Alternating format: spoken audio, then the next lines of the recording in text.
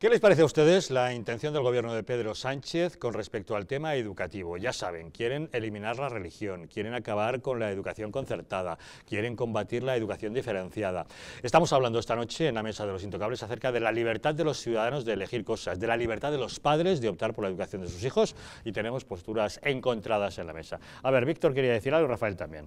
Mira, yo creo, sobre el tema de la educación, que están los conceptos. Lo que los chavales, cuando van al colegio, tienen que aprender a formarse para el día de mañana servir a la sociedad y devolver a la sociedad pues, todo el cariño, todo el amor y todos los conocimientos que les hemos dado.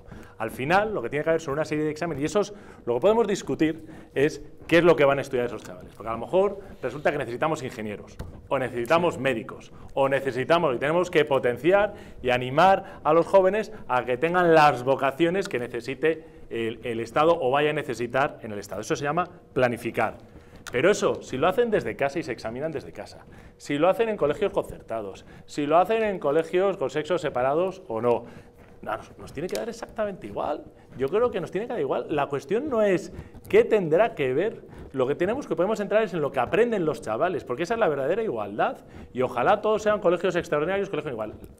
La realidad es que los profesores marcan la diferencia. Y a día de hoy, salvo contadas excepciones, y las hay, porque uno de los mejores profesores que hay ahora mismo en el mundo, que le han dado no sé qué premio, es un profesor de instituto, que está el tío grabando vídeos en YouTube y tal, o sea que hay que reconocerlo. Pero en líneas generales, la demanda masiva de la sociedad española no es por colegios, vamos a decir, de financiación pública, sino son colegios gestionados privadamente que son parcialmente financiados por el Estado. Y esa es la demanda. Por eso es lo que te está pidiendo la sociedad. Pues démosle, no hay nada más democrático, más limpio que mientras que financia el Estado. A ver, Rafael. No, vamos a ver, tú has apelado mucho a los liberales, yo no soy liberal. O sea, yo defiendo la economía de libre mercado, pero ahí al concepto de liberalismo yo creo que el Estado tiene una función subsidiaria muy importante, creo perfectamente en la subsidiariedad del Estado y creo profundamente en la educación pública, Es decir, ojalá volviera a la educación pública que yo tuve, Incluso me salto la clase de religión, ojalá existiera y volviera esa educación pública. Y ojalá esa educación pública fuera de la calidad que yo he tenido la oportunidad de tener. Pero dicho esto, una vez que la educación pública no da o no forma a tu hijo por el carácter laico del Estado, que no comparto, que también vaya por delante, no comparto, o sea, dejémoslo claro, no lo comparto, pero una vez que yo como padre veo que el colegio, por ese carácter laico, no completa a mi hijo un aspecto para mí fundamental, y estoy en la libertad de poder considerar que es fundamental, que es la educación en unos principios y unos valores que están dentro de la moral católica y de la doctrina social de la Iglesia, que es para mí muchísimo, infinitamente mejor que cualquier política liberal o cualquier política económica, ¿de acuerdo? Entonces, yo tengo que tener el derecho, como lo tienes que tener tú, a llevar a tu hijo a un colegio laico, a yo llevarlo a un colegio católico. Si yo no tengo recursos, el Estado, por ese principio de subsidiariedad, me debe ayudar a que yo pueda llevar a mi hijo a ese colegio donde le forman o le complementan la formación en un aspecto para mí fundamental, repito. Lo contrario es discriminarme a mí, lo contrario es discriminar al católico, lo contrario es discriminar a que alguien, porque tenga unas convicciones determinadas, no pueda acceder a un colegio, no pueda acceder a las ayudas públicas, lo cual me parece absolutamente aberrante y mucho más, digamos, dentro de esos principios liberales del señor Sabater, que tanto consagra, tanto habla, en fin, que yo le he oído mencionarle como en 6 o 7 ocasiones. Dicho esto, la segunda cuestión era para Víctor. Víctor, ¿te ha sorprendido que yo te dijera, mira, Víctor, soy católico, apostólico, romano, y lo digo públicamente, procuro asistir a la Santa Misa todos los días que puedo, ¿vale? Yo tengo una gran queja, una enorme queja, un profundo dolor con la actuación que está teniendo la jerarquía, pero no de ahora, de hace muchos años. Estamos donde estamos porque no ha habido una confrontación radical y firme por parte de quien la podía hacer. Los padres lo hemos intentado, yo no sé, tú eres bastante más joven que yo, lo hemos intentado durante muchos años, nunca, jamás en la vida, y te hablo de muchos años de militancia en la defensa de esos principios a los que tú estás referido, que para mí son principios innegociables, como es el derecho de los padres a educar a nuestros hijos, el cheque escolar, jamás, nunca en la vida he visto más mínimo apoyo. Nunca. Cuando no hay apoyo por parte de la jerarquía, al final el gobierno se ve fuerte. Es el ejemplo de Rita Maestre con la sentencia que me pasó a mí personalmente. A mí, si el día anterior al juicio que yo tengo a la vista con Rita Maestre, Osoro, el cardenal Osoro, sale perdonándola y apelando a los medios de comunicación a que no haya procedimiento alguno contra la señora Rita Maestre, eso en la sala, 4 veces, por no decir 80 veces, la defensa de la señora Rita Maestre me lo echa en cara. Y la audiencia recoge en su sentencia esa actitud del señor Osoro. De forma tal que cuando la jerarquía no da la batalla, es una guerra muy difícil de ganar, porque este principio, bueno, lo habéis retirado, pero el principio de la defensa del tema de la religión católica, la formación en valores y los principios para defender en valores, aparte de hacerlo tú, hacerlo yo, llevarlo adelante por medio de los movimientos laicos, a través de movimientos asociacionales, todo lo que tú quieras, concho, tendría que haber alguien muy interesado en este principio que nos ayudara. Termino con esto. Tuvimos una intervención, recuerdo, en otra tertulia, donde participó el representante de los centros católicos de España. En aquel momento era un franciscano.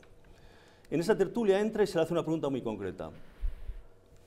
¿Usted está dispuesto a prescindir de cualquier tipo de educación religiosa a cambio de poder mantener el concierto? Es decir, a cambio de mantener la subvención. Contestación, sí, es una decisión que hemos tomado en la Asamblea.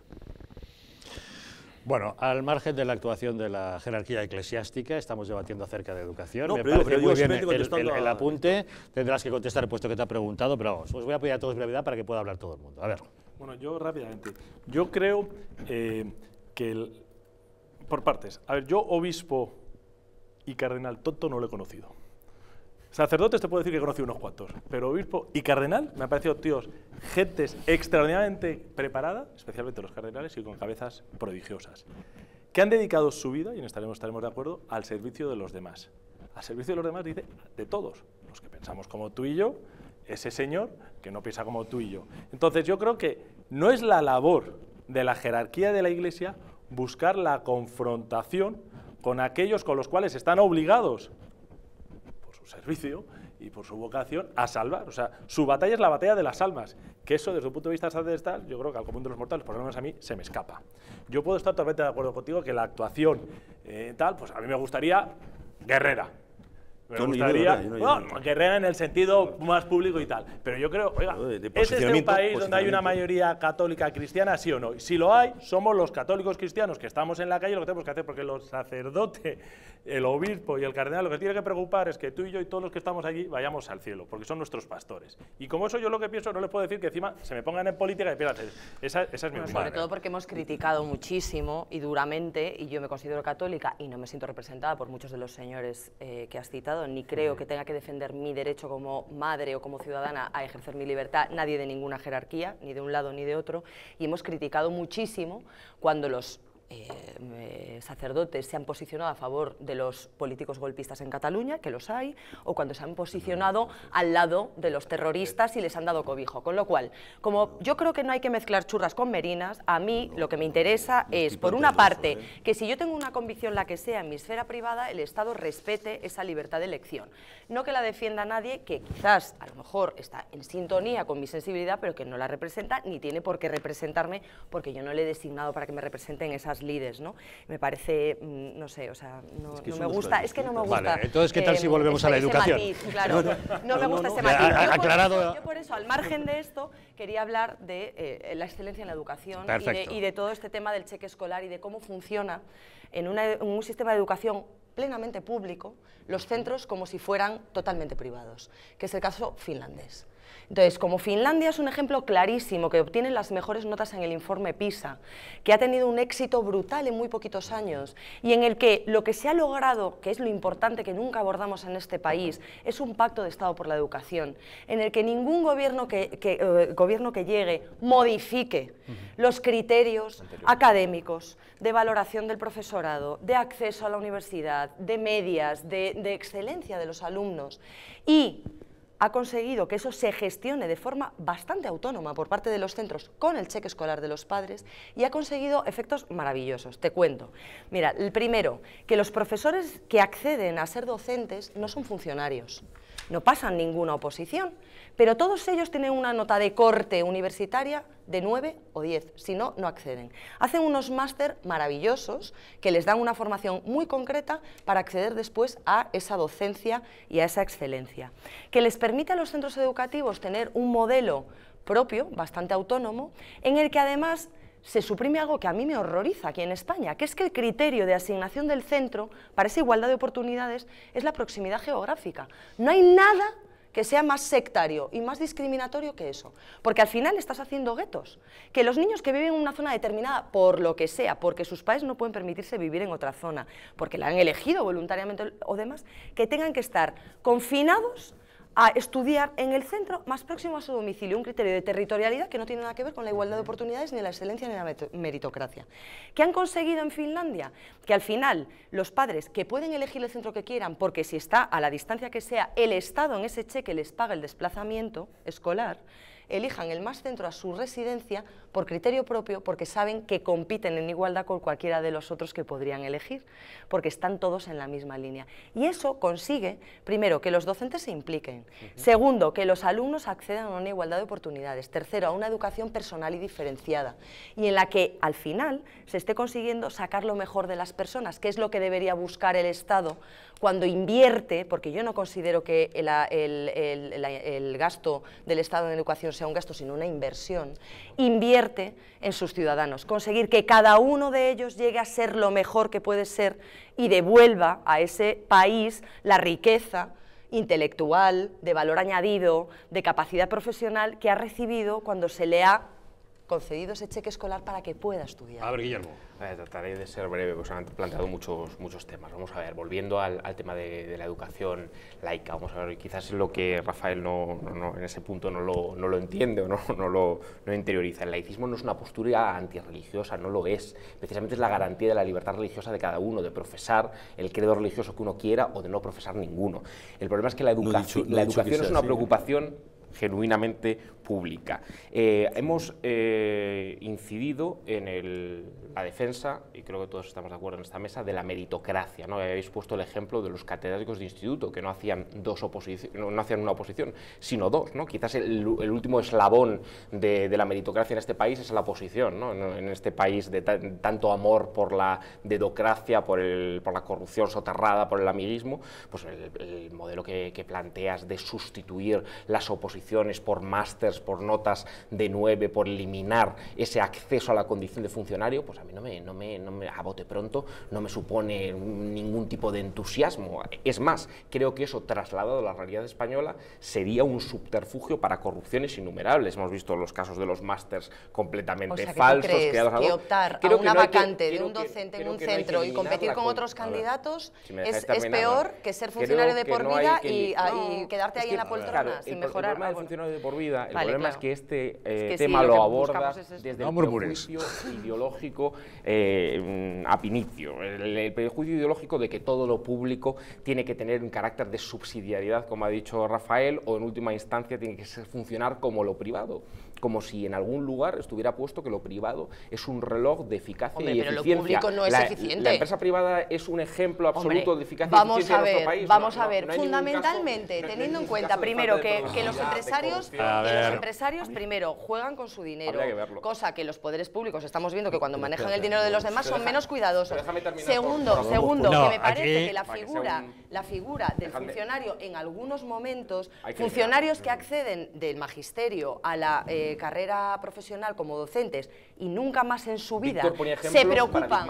Letrado de Cortes, abogado del Estado, notario, eso no es un ejemplo de meritocracia en este país. Cambiante. Igual también hay que privatizar. La ley es cambiante, pero vamos a ver, Guillermo, externalizarlo. A ver, calma. A ver, Rafael. Es que, vamos a ver, el laicismo, primero, yo nunca he dicho que el laicismo. Lo que pasa es que el laicismo, este laicismo, es totalitarismo. ¿Lo compartes? Lo compartes. Todo lo que hay a la Que izquierda de la laicismo- doctrina social de la Iglesia, No, de no, Alternativa no, Española, no, es totalitarismo. No, espera, no Porque mezclemos Alternativa Española es la churros. centralidad. No, déjame, Pactos con Democracia Nacional, con grupos de extrema derecha. Yo te pido que... Esa es la centralidad. Eso está bien. Rafael. Como el Es- señor es- Sabater- es su opinión, igual que la tuya es otra, pero si no la respetas, evidente es tu por carácter supuesto que la totalitario. respeto. Déjame que te Estáis la aquí haga para y tú- expresar vuestras ideas. Claro, ¿eh? exactamente. solo faltaba. O sea, para mí, el laicismo manifestado en estos términos, evidentemente es totalitarismo. No me cabe duda.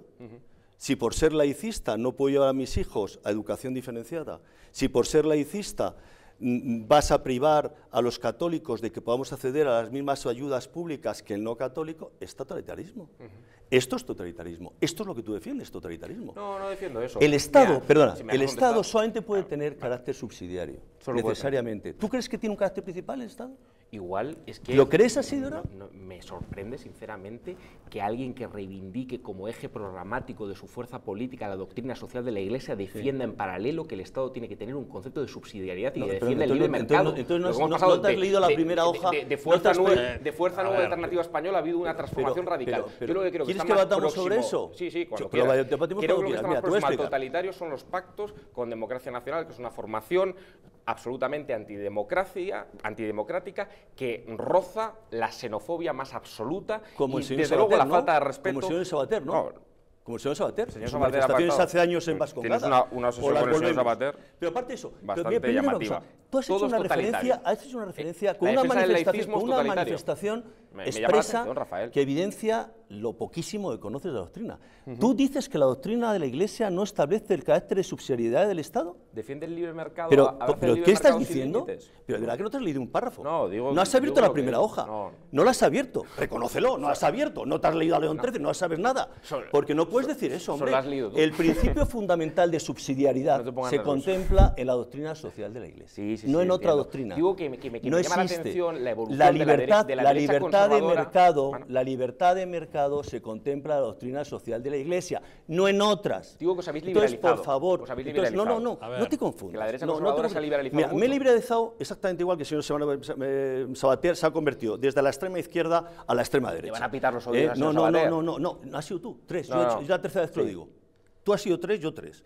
Tú tres veces, Se ha Fernando Sabater, se ha yo tres jugado veces. bastante la vida, señor Sabater, por Mira, los otros, derechos de todos los ciudadanos. Me da la impresión de que voy a no poner tanto. fin. Señor, Bueno, no no, tanto señores, Alternativa Española. Que vamos- de los que hemos salido Vamos tiroteados a no ha ver. sido el señor Sabater, ¿eh? Ah, no. Hemos sido otros. Señores, ustedes. me parece que voy a poner fin a este debate porque creo que ya habéis expresado todos ampliamente vuestro No, punto no sé de por vista. qué ese ataque tan furibundo. Señores, es propio un totalitario. Vamos a ver, ¿tengo que insistir o he de sacar un silbato y la tarjeta amarilla? Yo, de ¿Eh? todas maneras, Vamos. Javier, yo no voy a permitir que se me insulte, ¿eh? Ni en esta casa ni en ninguna. A mí se me ha llamado totalitario, ¿eh? Y por respeto a este programa y sobre todo a todos vosotros, yo me quedo aquí, pero se me ha llamado totalitario. No me parece apropiado, ¿eh? Pero bueno, yo no he hecho ninguna referencia de índole similar. He calificado un pacto con Democracia Nacional, pero yo no he hecho un ataque ad hominem de ese tipo. Guillermo, yo no creo que nadie te haya llamado Sí, totalitario. me acaba de llamar totalitario. Creo que este Revisa- señor ha dicho, no sé revisa. qué es totalitarismo, No, me ha llamado pero, totalitario, pero pues, no me da la impresión que fuera ad un ataque hominem. ad hominem. Estoy convencido que si ha sido así, te pedirá disculpas de inmediato, vamos a ver. Yo porque a mí creo no que me ha dado esa Yo creo impresión. que don Rafael sea Lo que, totalitario, pero bueno, ha dicho lo que ha dicho. Yo personalmente no. Yo soy el primero que no tolera insultos en este foro, Ha ocurrido. aunque me da la impresión de que poco caso me hacen los contertulios cuando trato de imponerme. Con lo cual, como sois vosotros los que gozáis de la libertad que se os otorga en esta mesa, sois vosotros los que expresáis vuestros puntos de vista. Si yo en algún momento hubiera oído a Rafael diciendo que tú personalmente eres un totalitario, le hubiera reconvenido. Él ha dicho que algo que estabas defendiendo era totalitarismo. Si consideras que es un insulto, yo le pediría a don Rafael que si realmente pretendía insultarte, que lo diga claro, y si no, que te pida disculpas. Pero verás, lo que evidentemente no voy a tolerar es que esto se convierta en Claro, un es que no tiene rifirrafe sentido. o una No pelea en tiene el barro, sentido. en absoluto. Y ya que creo que como todos hemos expresado nuestro punto de vista acerca de la educación y de lo que estaba planteando la ministra, podemos hacer una pequeña pausa y pasar a otro tema.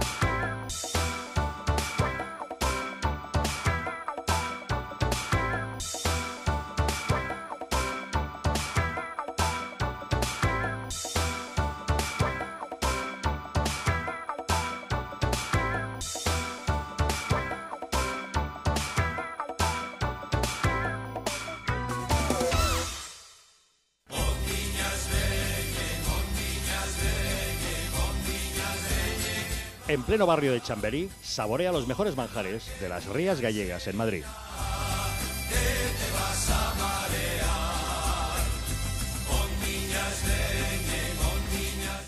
Restaurante Villafoz, el mejor sabor de Galicia en Madrid.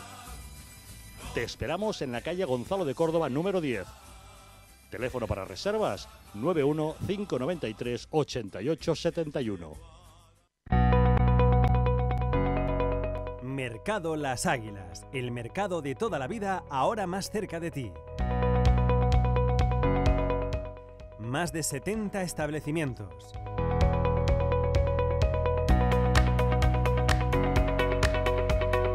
Máxima calidad. Los mejores profesionales. Trato cercano. El referente comercial de los vecinos del distrito de Latina. Parking gratuito para los clientes.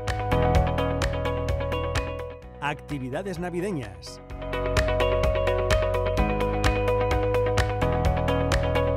Show cooking.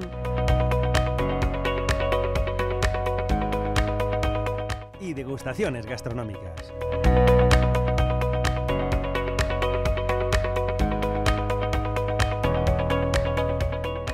Mercado Las Águilas, siempre cerca de ti.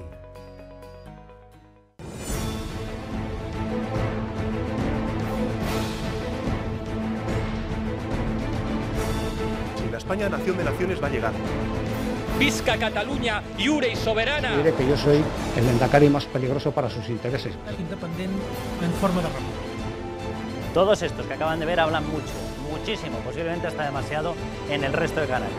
Y se les hace una crítica, pero pequeñita. Aquí va a ser al revés, en Distrito TV va a ser al revés. Aquí ellos van a poder hablar, por supuesto, pero la crítica va a ser mucha, muchísima, va a ser tremenda.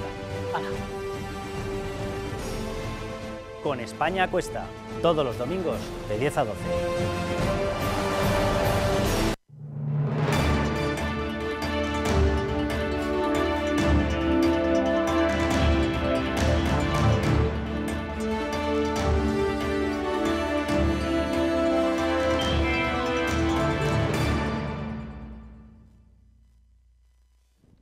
Esta noche en Los Intocables estamos analizando las prioridades del gobierno de Pedro Sánchez. Hemos visto que una de ellas es eliminar la religión, cambiar el modelo educativo, otra es demonizar a la derecha.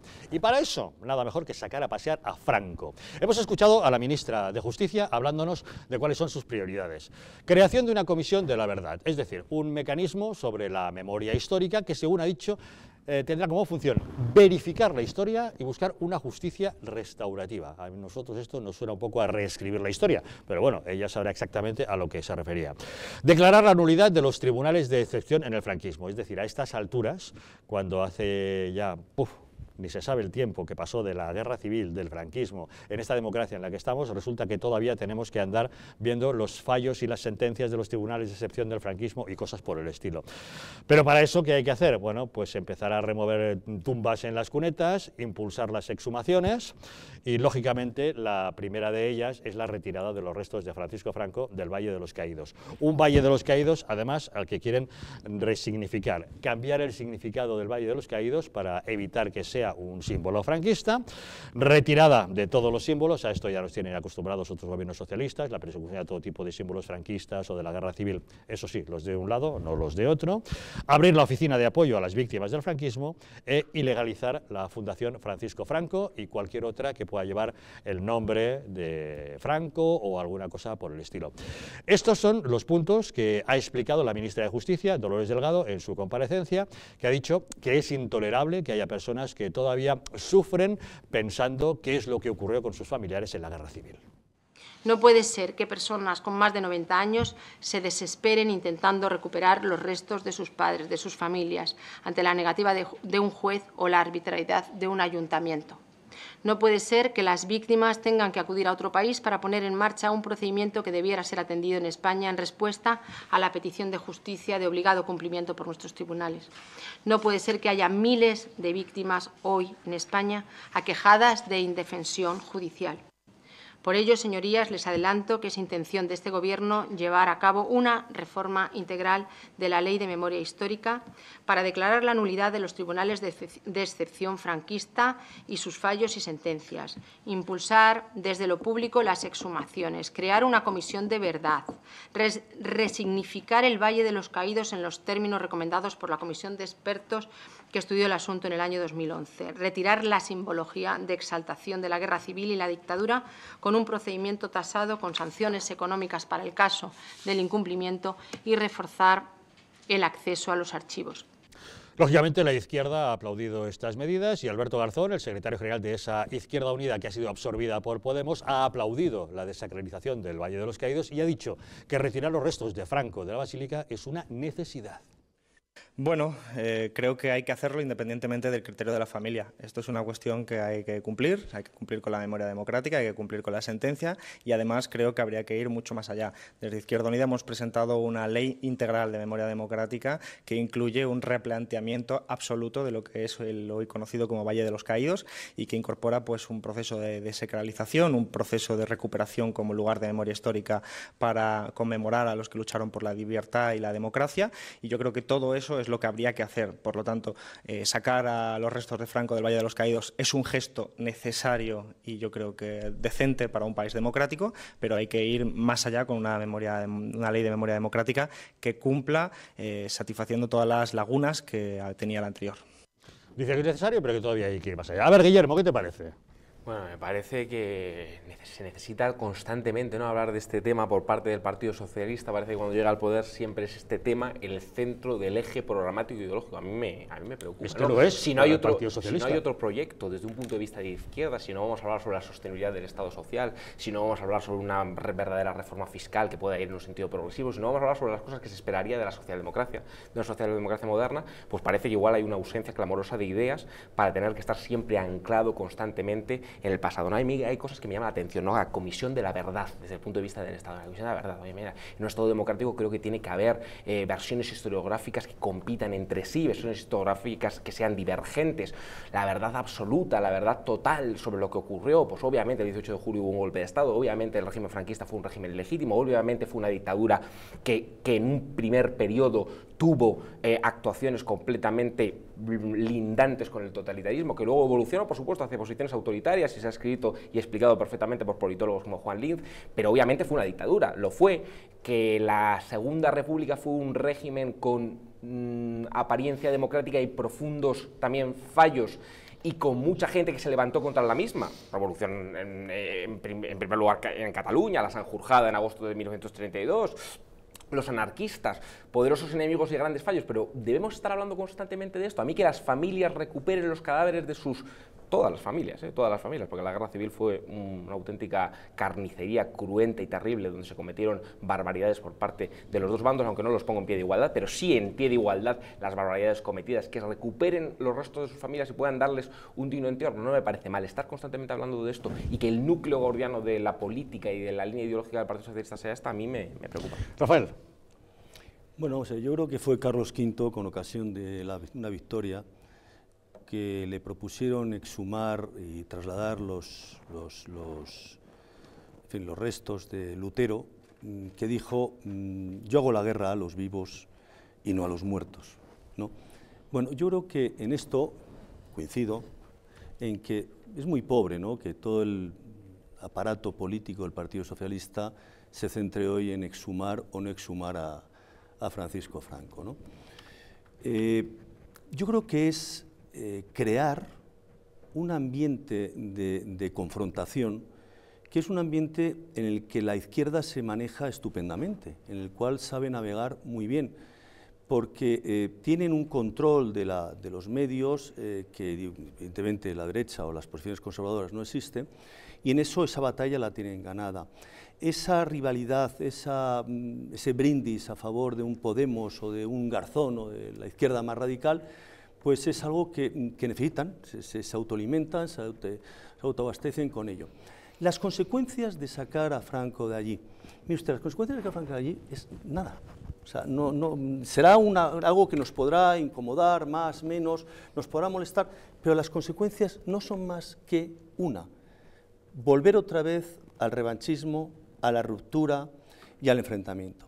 Decíamos aquí recuperar, o decía recuperar, en el periodo legislativo de Zapatero se abrió la posibilidad de que todos los familiares que desearan exhumar a sus familiares que estaban enterrados en el Valle de los Caídos lo pudieran hacer.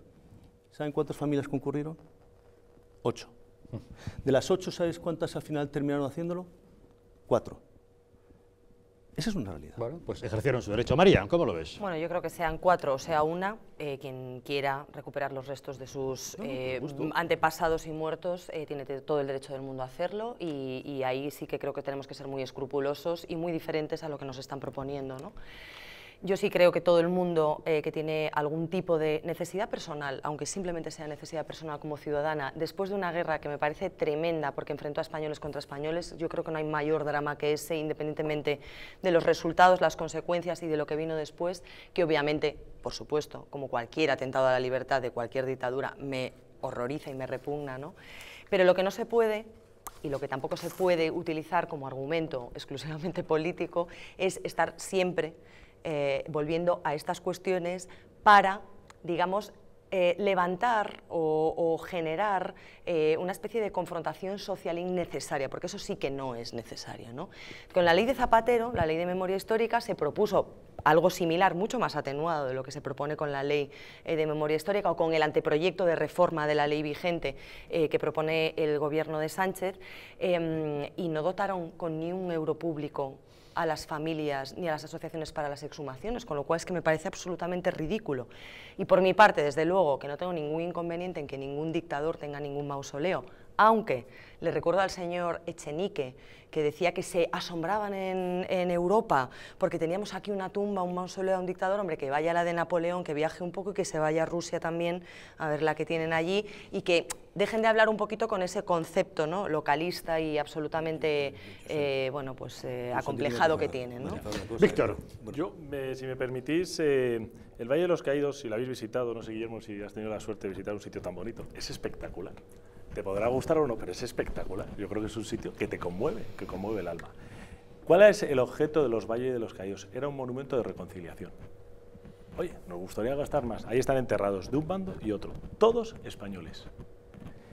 Alberto Bárcena, que yo creo que es el que ha detallado más lo que ocurre en el Valle de los Caídos, dice que las aprobaciones de la familia para poder ser enterrados eran exhaustivas, y relata casos concretos, uno de un sacerdote ajusticiado por el bando comunista o republicano, como vamos a llamarlo, que no lo enterraron porque no eran capaces de encontrar a la familia para que diese la aprobación y lo hicieran.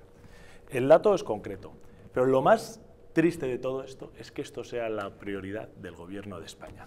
En vez de ser la defensa de la unidad de España, la creación de empleo, el generar riqueza en este país, reducir el gasto, porque se nos olvida, tenemos una deuda que cuando empiezan a subir los tipos de interés no sé cómo la vamos a pagar, pero no. Aquí es religión y Francisco Franco, caudillo de España, por la gracia de Dios, que se decía en las monedas antiguas. Déjame que no termine. No hay nada más antisocial, más antihumano que profanar una tumba, que es lo que quiere hacer el gobierno de este señor. Y nos quieren vender su verdad, y encima que haya una policía de la verdad. ¿Pero qué es esto? O sea, va a ser el gobierno el que decrete por real decreto lo que es la verdad. Esto no se ha habido. Esto es lo que antes hablabais de Orwell, y Orwell lo que decía es, si quieres imponer las mentiras del presente, tienes que borrar las verdades del pasado. Entonces, bueno, esto es un ataque ideológico con un calado que si llega a su fondo. El Valle de los Caídos, ni un tercio de la plantilla fueron presos, punto primero. Todos los que trabajaron ahí tuvieron redenciones de penas. Un día trabajado, 7 de redención, si recuerdo bien. Se les pagaba un salario. Se les podía, aunque tuviesen delito de sangre, se podían rejuntar con sus familias. Obviamente estaba poco vigilado. Había exceso de demandas de presos de la guerra, porque querían ir a trabajar ahí por las redenciones de penas y no había trabajo para todos. En 15 años, si recuerdo bien, a lo mejor Rafael lo sabrá mejor que yo, creo que hubo 14 muertos y 4 eran presos de la guerra. Los demás de Duarte. Los demás eran empleados de Duarte. O peleados general, o sea, eran gente que trabajaba. Yo creo que es algo extraordinario, que hay una cruz que simbología para los cristianos, ya no católicos, es de paz. Oye, es un monumento que hay que tenerlo, es un monumento histórico. ¿Por qué tenemos que estar a día de hoy discutiendo lo que ocurrió hace 70 años? A mí me deja y además hay una sorprendido. cuestión muy importante. Vamos a ver, mausoleo de Franco. ¿Franco nunca se quiso enterrar en el Valle de los Caídos? Jamás. Franco tenía su tumba muy modesta en el cementerio del Pardo, donde descansa su mujer, doña Carmen, y no tenía ninguna intención. Fue el rey Juan Carlos I el que mediante decreto decidió enterrar a Francisco Franco allí. No estaba previsto, ni estaba hecho la tumba, no estaba hecha ni tan siquiera, se tuvo que hacer deprisa y corriendo, por lo tanto, Franco no tenía la más mínima intención de haberse enterrado en el Valle de los Caídos. Esto es una realidad, esto es un hecho consumado. Por último, el libro esta referencia que estabas haciendo, que era el libro de Alberto Bárcena, Los presos del Valle de los Caídos, que es un magnífico documento, se pone de manifiesto incluso confesiones y declaraciones de políticos que supuestamente habían inventado una historia de que habían huido del Valle de los Caídos, que habían fugado por las montañas, tal y cual, y se pone de manifiesto la realidad, que se les dejó salir y marcharon, ¿no? O este actor, ¿cómo se llama este actor? Que era este que tenía una nariz con muchos granitos, que falleció, sí, que era de Murcia, sí, hombre, Paco... Sí. Bueno, que estuvo también allí, al final tuvo que confesar que él convivía... Paco Raval sí.